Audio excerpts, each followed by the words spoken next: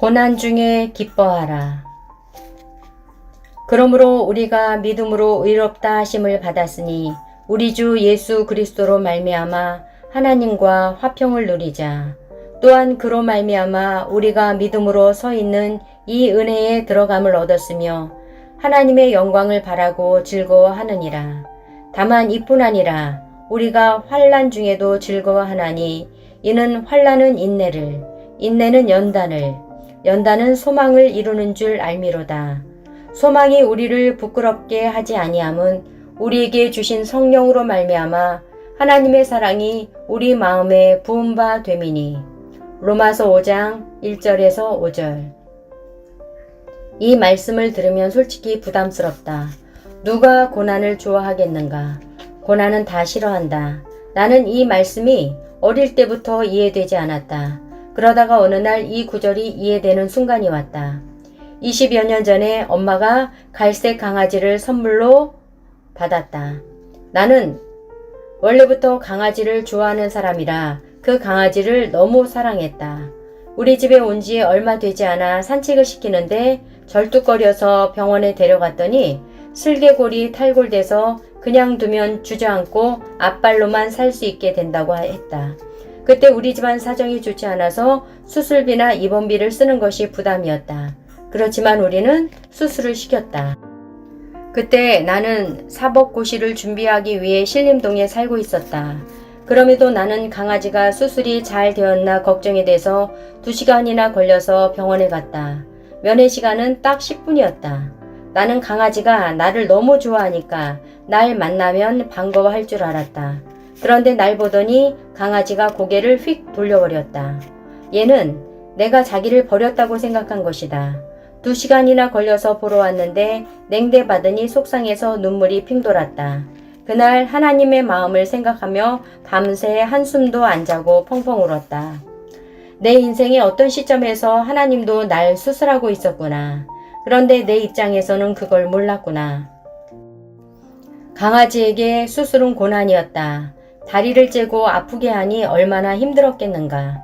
하지만 이것은 강아지가 더 건강해지기 위한 과정이었다.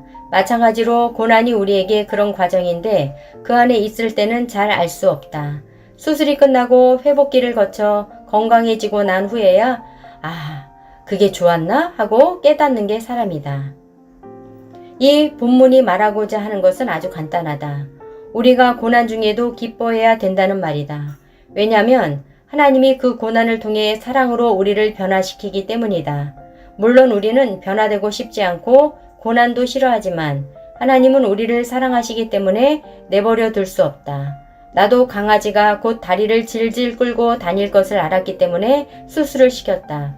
우리 중에 고난이 좋은 사람은 없지만 고난이 왔을 때 이것을 알고 기뻐하고 감사해야 한다. 그 이유가 무엇인지 구체적으로 살펴보기로 하겠다.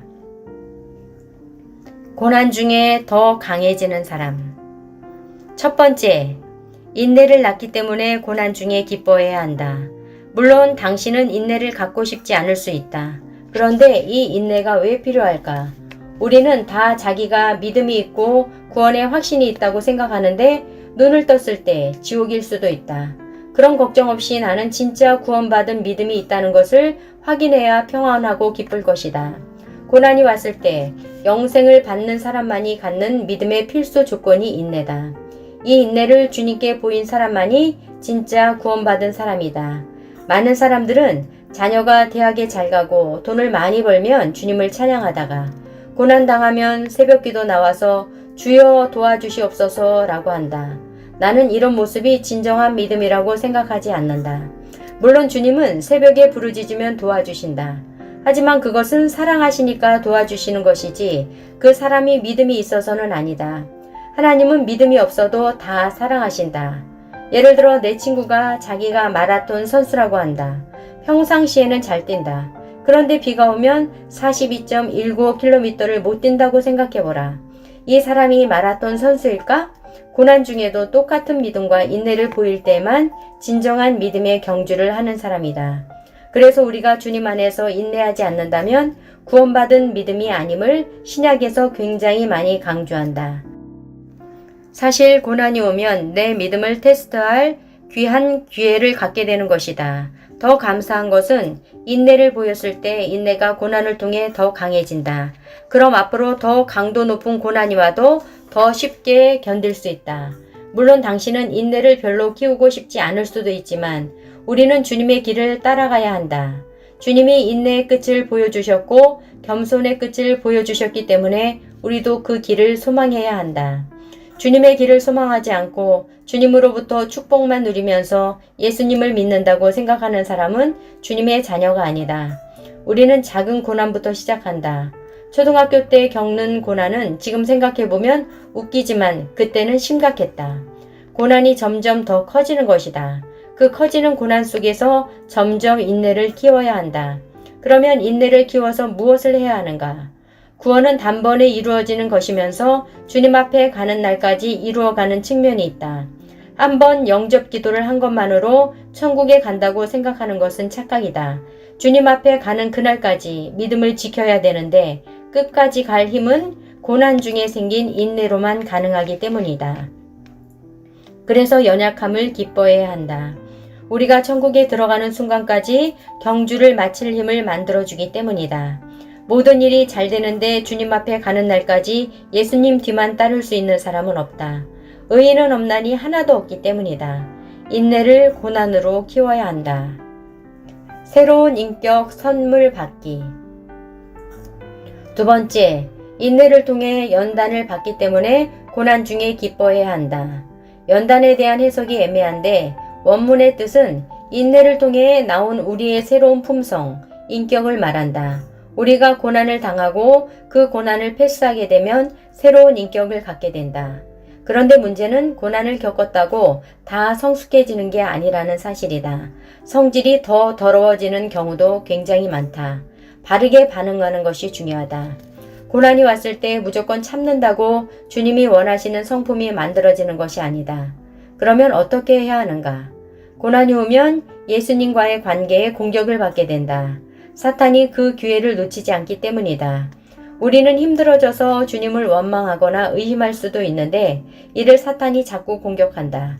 계속해서 하나님의 선하심과 약속에 대해서 의심하게 되고 쓴뿌리가 생기고 절망하게 되면 오히려 고난이 그에게 파멸이 된다. 고난을 받지 않는 것이 낫다. 그럼에도 고난이 오면 어떻게 해야 하는가? 확신과 기쁨으로 그것을 맞이해야 한다. 확신과 기쁨으로 반응하게 되면 아주 가치 있는 영적 품성을 갖게 된다. 많은 고난을 올바른 태도로 반응한 사람만이 영적으로 가치 있는 품성을 갖게 된다. 그래서 우리가 고난에 대해 올바르게 반응하고 감사해야 하며 이해되지 않을지라도 신뢰하고 나아갈 수 있어야 한다. 하나님은 절대 우리를 실망시키지 않기 때문이다. 지금 속으로 나 실망 많이 했는데 라고 생각한다면 그 당시에는 안 보이기 때문이다. 하지만 결국에 하나님은 우리를 실망시키지 않으시고 우리에게 가장 좋은 것만 주신다. 누군가는 이렇게 반문할 수도 있다. 제가 어릴 때 엄마 아빠 두 분 다 돌아가셨는데 이게 어떻게 나한테 가장 좋은 겁니까? 나의 대답은 그것이 가장 좋은 것일 수 있다는 것이다. 하나님 안에서 불가능이 없다. 그래서 고난이 오면 우리는 올바르게 확신과 기쁨으로 그것을 받아야 한다. 나는 고난을 겪으면서 두 가지를 깨달았다. 하나는 주님 없으면 나는 아무것도 아니구나 라는 것과 또 하나는 주님 없으면 나는 아무것도 할 수 없구나 라는 사실이다. 내가 아무것도 아닌 것을 깨닫게 되니까 주님 때문에 내가 너무 특별한 사람인 거다. 그 전에 나는 자존감이 아주 낮았다. 그런데 아이러니한 것이 내가 아무것도 아니라는 진리를 깨닫게 되니까 내가 주님 안에서 얼마나 소중한 존재인지 알게 되었다. 요즘 자존감이 낮은 사람들이 많다. 자존감을 회복하는 길은 돈을 많이 벌고 성공하는 데 있지 않다. 진리를 만나야 한다. 난 아무것도 아니지만 주님이 넌 나의 모든 것이라고 불러주셨고 난 아무것도 할 수 없지만 주님이 넌 모든 것을 할 수 있다고 말씀하셨음을 깨닫는 것이다. 또 내 자신이 주님 앞에 너무 부끄럽고 더러워서 못 나갈 때가 있다. 기도를 하자니 내가 너무 뻔뻔해 보인다. 그런데 주님이 말씀하신다. 내가 내 의로 너희를 깨끗하게 했기 때문에 한 점 더러움이 없다. 내가 내 의로 너희를 입혔기 때문에 어떤 누구도 너희를 나에게서 빼앗아 갈 수 없다. 이렇게 말씀하시는 주님을 기억해야 한다. 자꾸 내 과거, 내 부족함, 내 연약함을 되새길 필요가 없다. 우리는 주님 안에서 이제 연약하지 않다. 우리는 주님 안에서 모든 것을 할 수 있다. 그래서 마음에 좌절이 올 때면 하나님이 나를 어떻게 보시는가를 봐야 한다. 솔직히 내가 나를 보면 설교할 수 없다. 아무것도 못한다. 만약 당신이 과거에 막 살았는데 교회에서 아무것도 모르고 당신한테 리더를 시켰는가? 고민하지 말고 이 말씀을 선포하라. 너희는 이전 일을 기억하지 말며 옛날 일을 생각하지 말라. 보라, 내가 새 일을 행하리니 이제 나타낼 것이라. 너희가 그것을 알지 못하겠느냐? 반드시 내가 광야의 길을 사막의 강을 내리니. 이사야서 43장 18, 19절. 당신에게 연약하고 부족하며 부끄러운 과거가 있을지라도 성령의 이름으로 지워버리라. 오직 광야의 길을 내고 사막의 강을 내시는 그 주님만 바라보라. 결론적으로 나는 내가 아무것도 아님을 알게 되니 고난이 두렵지 않다. 우리가 고난을 기뻐해야 하는 이유는 인내를 낳게 되고 영적으로 가치 있는 품성을 갖게 되며 그로 인해 주님께 영광을 돌릴 수 있기 때문이다. 더 큰 소망과 확신. 세 번째, 연단은 소망을 이루기 때문에 고난 중에 기뻐해야 한다. 우리가 믿음과 소망과 사랑 중에 제일은 사랑이라고 하니까 당장 소망이 소홀히 생각된다. 성경은 연단이 소망을 만든다고 한다. 앞서 말했지만 우리가 올바른 반응을 했을 때만 그 소망이 우리 안에서 나온다. 그리고 그 고난이 소망에 대한 확신을 더 강하게 해준다. 그런데 이 소망은 단순한 긍정적 사고와는 다르다. 우리가 왜 이런 인내와 고난을 통해 소망을 낳아야 하는가? 형제들은 잘 알 것이다. 근육을 만들려고 열심히 운동해서 근육이 생겼다가 운동을 멈추면 순식간에 사라진다. 만들기는 힘들지만 없애는 것은 쉽다. 마찬가지다. 우리가 소망을 사용하지 않기 때문에 마음에 소망이 없다. 우리가 고난 중에 강한 용기와 확신으로 이 소망을 발휘해야 더 큰 소망과 확신을 갖게 된다. 그래서 이 소망이 굉장히 중요하다. 우리가 바라는 목표를 잃지 않기 위해서. 하나님은 우리가 현재뿐 아니라 미래에 대해서 확신을 갖기 원하신다. 우리의 소망으로 보이지 않는 것을 믿게 된다. 하나님의 능력과 자원함, 즉 하나님이 얼마나 우리를 도와주고 싶어 하시는지를 진심으로 믿게 되는 것이다. 긍정적 사고가 아니라 꼭 이루어질 것이라는 주님 안에서의 믿음을 갖게 된다. 그러면 긍정적 사고와 소망의 차이는 무엇인가? 지금 말한 고난이 왔을 때 긍정적 사고는 단숨에 사라진다. 그러나 진정한 소망은 고난에도 사라지지 않는다. 그래서 우리는 소망을 가져야 된다. 폭포수 같은 주님의 사랑을 느끼며. 네 번째는 소망이 우리를 실망시키지 않기 때문에 고난 중에 기뻐해야 한다. 왜 실망시키지 않는 줄 아는가? 그 소망을 받게 되면 우리가 이해할 수 없었던 하나님의 놀라운 사랑을 새로 이해하게 된다. 그 자체가 우리에게 보답이 된다. 그래서 절대 우리는 실망하지 않게 된다. 누군가는 이렇게 말할 수도 있다. 하나님께서 저는 실망시키시던데요? 열심히 건강관리를 했는데도 CT를 찍어보니까 암덩어리가 커졌어요. 참고로 나는 암에 걸렸지만 CT나 MRI를 찍어보지 않는다. 궁금하지 않기 때문이다. 난 내가 죽는다면 무엇 때문에 죽었는지 궁금하지 않다. 내가 궁금한 것은 주님 앞에 섰을 때 주님께 어떠한 평가를 받을 것인가이다. 암덩어리가 커졌다고 실망한 이유는 전혀 없다. 반대로 암이 작아졌다고 뛸 듯이 기뻐할 이유도 전혀 없다. 암이 커졌다고 당장 죽는 것도 아니고 암이 작아졌다고 내가 건강해진 것도 아니기 때문이다. 내가 열심히 건강관리에 힘썼는데도 암덩어리가 계속 커져서 죽게 되었다면 나는 실망하지 않을 것이다. 왜냐하면 나는 더 오래 살기 위해 건강관리를 하는 것이 아니니까. 나는 내가 신경 쓴다고 건강을 지킬 수 있다고 생각하지 않는다. 관리를 잘해도 암에 걸려서 돌아가시는 분들이 너무나 많이 있다. 생명은 하나님께 달려있다. 내 생명의 주관자가 하나님이심을 인정한다. 하지만 난 관리를 열심히 하려고 힘쓴다. 그것이 생명을 연장시켜준다고 믿어서가 아니다.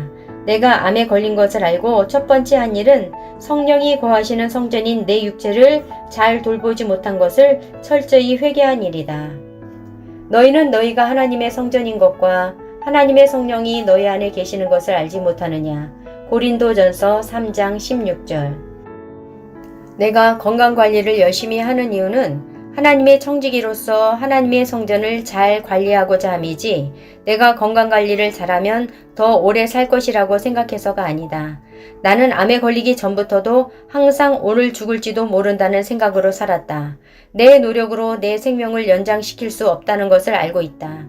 그래서 암이 계속 커져도 나는 실망하지 않는다. 수시로 암덩어리에서 나는 피를 보거나 떨어져 나오는 살점을 보면서 그것이 매 순간 내 몸속에 징그러운 암덩어리가 있다는 현실을 계속 인식하게 하는데도 난 실망하지 않는다. 나에게 약속된 최후 승리가 있기 때문에 그 승리로 가는 중간에 있는 걸림돌이 나를 실망시킬 수 없다. 하나님께서 우리 마음속에 그분의 사랑을 퍼부어 주셨다. 그 변함없는 사랑 때문에 우리는 실망하는 일 없이 소망을 가질 수 있다. 우리가 느끼든 느끼지 않든 하나님께서는 우리를 변함없이 사랑하신다. 로마서 5장 5절에서 하나님의 사랑이 부은 바 됨이니 라고 한다. 한국어 표현으로는 평범하게 보이지만 원어로는 물이 덩어리째 쏟아지는 모습을 의미한다. 나는 이 구절에서 마치 폭포수처럼 쏟아지는 하나님의 사랑을 연상하게 된다. 그래서 항상 그냥 붓는 게 아니라 완전히 쏟아 부어주는 주님의 사랑을 구한다.